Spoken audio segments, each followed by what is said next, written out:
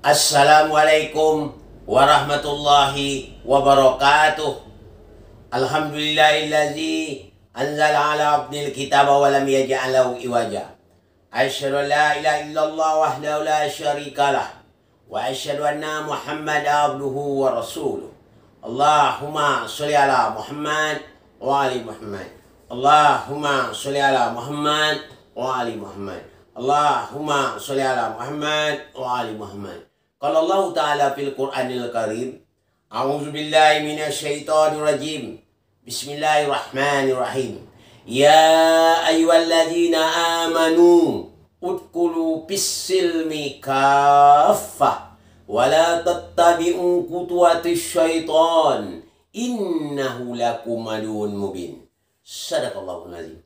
Pertama-tama dan terutama marilah kita bersyukur kepada Allah Subhanahu wa Ta'ala, yang mana pada hari ini kita masih diberikan kesempatan umur sehingga kita bisa beraktivitas seperti biasa. Mudah-mudahan Allah tetap beserta kita. Sebagaimana sebagaimana telah saya janjikan, pada hari ini saya akan menjawab pertanyaan dari Pak Karman. Ustadz, apakah non-muslim itu bisa masuk surga? Apakah non-muslim itu bisa masuk surga? Saya pernah mendengar ceramah Buya Syakur, tapi belum jelas saya karena keterangannya belum lengkap. Tolong Ustaz jelaskan dengan saya supaya saya paham. Assalamualaikum warahmatullahi wabarakatuh. Waalaikumsalam warahmatullahi wabarakatuh. Kita semua kalau namanya mengaji itu harus paham, ya. Pertama paham, yang menyampaikan juga harus paham apa maksud ayat tersebut. Ada ayat itu sifatnya umum. Itu yang perlu kita jelas. Kalau kita tidak jelas, orang tidak paham-paham. Maka ayat jelas-jelas di dalam surah Al-Baqarah ayat 62. Allah mengatakan, Bismillahirrahmanirrahim. Innal ladzina amanu wallazina hadu wan nasara was-sabiin man amana billahi wal yawmil akhir wa amila shalihan falahum ajrahum inda rabbihim. Allah katakan situ, apa kata Allah? Sesungguhnya orang-orang yang beriman kepada Rasul, yaitu orang-orang Yahudi maupun Nasrani, dia atau waswabiin atau swabiin itu, kalau benar-benar dia beriman pada Allah dan beramal baik, Allah akan memberi suatu ganjaran atau pahala di sisi Allah. Tapi kalau dia benar-benar beriman kepada Nabi itu, ya, ada beriman pada Nabi, pada Rasul. Jadi yang penting iman itu tidak bisa katakan kita saya beriman kepada Allah, amanna, hanya beriman pada Allah. Seharusnya lengkap. Tepat ya, yang lengkap itu amana billahi wa rasulih, beriman kepada Allah dan Rasulnya, summa lam yartabu, tidak ragu. Ini tak bisa kita mengatakan aku beriman pada Allah tapi dengan Rasul, tidak bisa.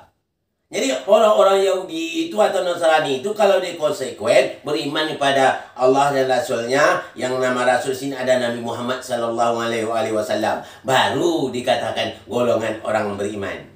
Tapi bagaimana orang-orang yang orang-orang yang namanya Yahudi atau Nasrani itu? Apa kata Allah katakan dalam surah Al-Baqarah juga 120. Bismillahirrahmanirrahim. Walan tardo anka yahudu wan nasara hatta tattabi millatahum. Muhammad katanya, orang-orang Yahudi dan Nasrani itu tidak senang kepada engkau. Orang Yahudi dan Nasrani itu tidak senang pada engkau sebelum engkau mengikut kepercayaan mereka. Jadi dia tidak senang kepada Nabi Muhammad. Kalau tidak senang kepada Nabi Muhammad, walaupun amalnya banyak, walaupun dia mengaku beriman Allah, pasti iman dia ditolak oleh Allah Subhanahu wa Ta'ala. Syarat beriman itu amanah, beriman pada Allah dan Rasulnya. Amanah Rasulullah. Jadi beriman kepada Allah dan beriman kepada Rasul. Makanya sering ayat mengatakan wa ati Allah wa ati Rasul, taat pada Allah, taat pada Rasul. Amanah billah, wa rasul. Beriman kepada Allah dan beriman juga kepada Rasul. Baru diterima oleh Allah amal kita. Atau baru kita diakui oleh Allah orang beriman. Kita akui Muhammad penutup Nabi itu. Kalau tidak, tak bisa. Jadi gitu. Makanya kalau kita tidak menurut apa yang dikatakan oleh Allah itu, amal ibadah kita tak terima. Bahkan tidak ada ganjaran yang diberi oleh Allah kena membenci Rasulnya. Maka Allah tegaskan di dalam surah Maidah. Ya, saya jelaskan. Surat Al-Maidah ayat 68. Allah nyatakan, Kul ya ahlal kitabi lastum ala syai'in hatta tuqimut Taurata wal Injil wa ma unzila ilaikum min rabbikum.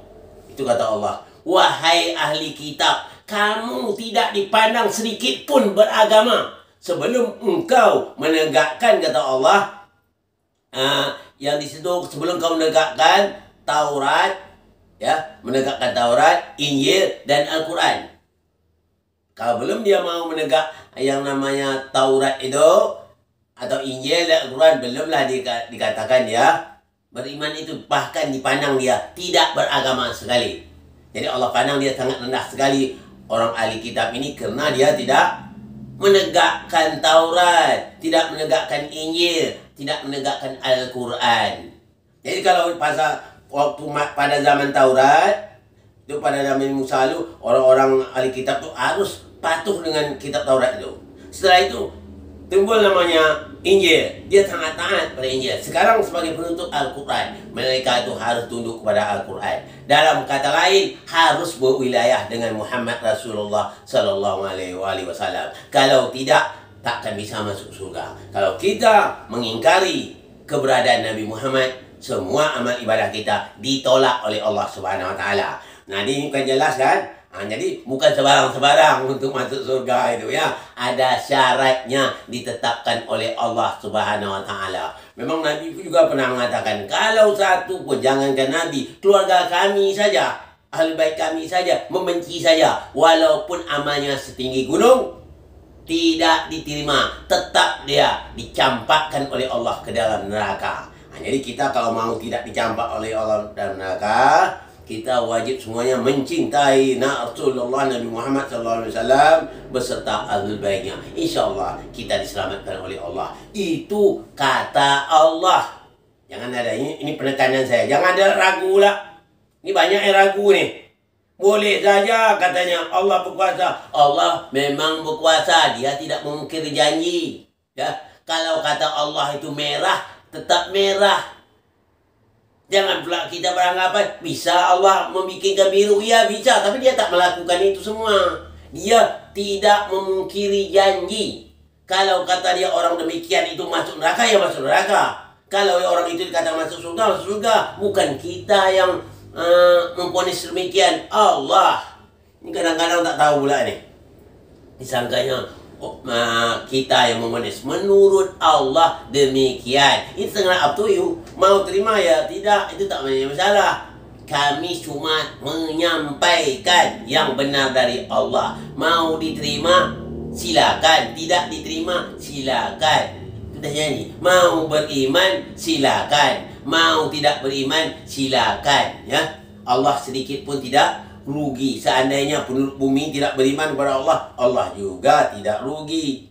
Seandainya penduduk bumi ini semuanya beriman kepada Allah dan Rasulnya, juga Allah tidak untungnya. Yang untung pribadi masing-masing. Oleh sebab itu, yang saya jelaskan, kalau orang Yahudi atau Nasrani itu bertaubat, masuk yang kepada Islam, ya, dijaminlah Allah masuk surga itu, ya. Tapi dia kembali kepada Allah dan Rasulnya. Maka ayat dijelaskan dalam surah Al-Baqarah ayat 208. Ya ayyuhallazina amanu udkhulu fis-silmi kaffah wa la tattabi'u khutuwatis syaitan innahu lakum aduwwun mubin. Wahai orang beriman, masuklah kamu Islam secara keseluruhannya.